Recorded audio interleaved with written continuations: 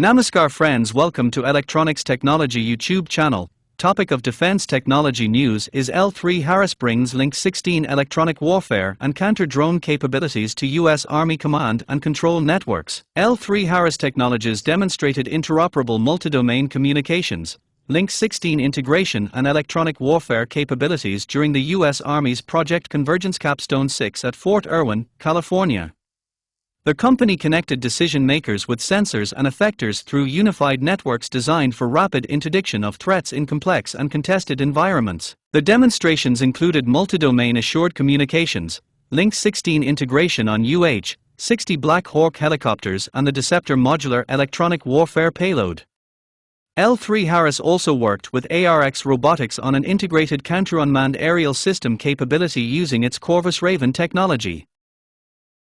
Our wide range of open system defense technologies have modern, high-volume manufacturing and resilient supply chains to support their rapid delivery into the hands of soldiers, said Christopher Ebley, President, Communications and Spectrum Dominance, L3Harris. Many of the capabilities we demonstrated at Project Convergence show our technology is ready to meet the demands of tomorrow, providing additional value to the U.S. government's investments into software-defined and open system solutions.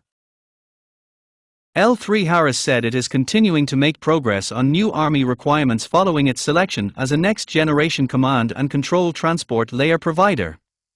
The company linked that work to its broader demonstrations of interoperable communications and open system technologies. The company has also recently showcased capabilities during IV Mass, Lightning Surge and Operation Jailbreak.